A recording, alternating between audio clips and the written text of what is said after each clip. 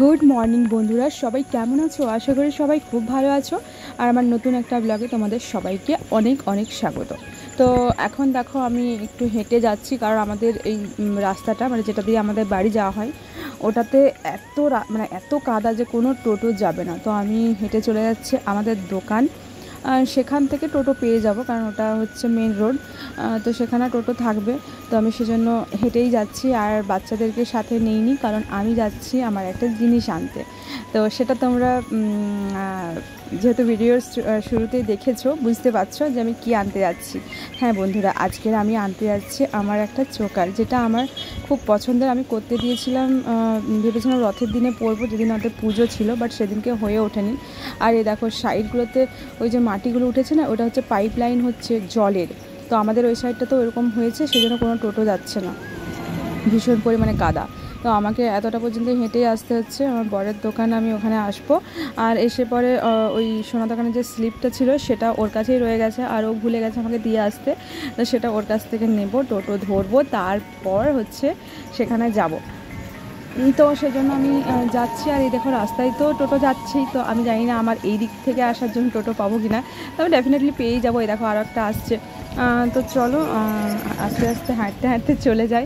সকাল দিকটাতে যাচ্ছি তো তারা আছে একটু, কারণ এসে আমাকে আবার রান্না বান্না করতে হবে। তো এই যে পৌঁছে গেছি, এটা হচ্ছে আমার পরের মানে ফার্স্ট যে দোকানটা সেটা, আর নতুন দোকানটা ওই সাইডে। তো এই যে দেখি ভেতরে ও আছে। তো দেখো এই করতে করতে ওর কাছ থেকে জিনিসপত্র সব নিয়ে, আর এই যে টোটো পেয়ে গেছি।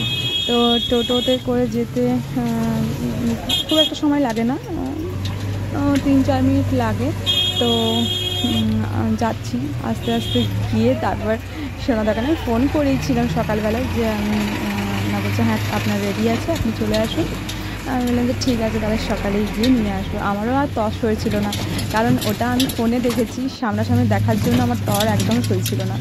তো আর দেখো এত রাস্তাটা খারাপ, আর কীরকম ঝাঁকুনি দিচ্ছে একদম। তো যাই হোক,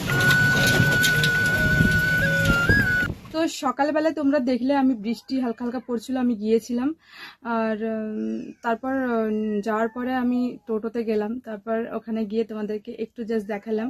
তারপর বাড়িতে এসে অনেক দেরি হয়ে গেছিলো, বাড়ির সমস্ত কাজ টাজ সেরে রান্না বান্না খাওয়া দাওয়া হয়ে যাওয়ার পর তারপর এখন বাজছে 3টে, 3:30 বাজছে। তো আমি এখন এসছি তোমাদের সাথে যে জিনিসটা আনতে গিয়েছিলাম সেটা তোমরা দেখেছো, থাম্বনেল দেখে বুঝেই গেছো, তাও ভাবলাম যে তোমাদেরকে একটু কাছ থেকে দেখিয়ে দিই।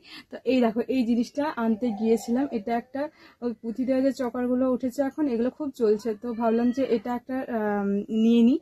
আর অনেক দিনের ইচ্ছেও ছিল যে এরকম একটা বানানোর, সবাই বানাচ্ছে, তো ভাবলাম যে আমার বাজেটের মধ্যে, আমার সামর্থ্যের মধ্যে এটা বানানো যায়, তো বানালাম সেজন্য।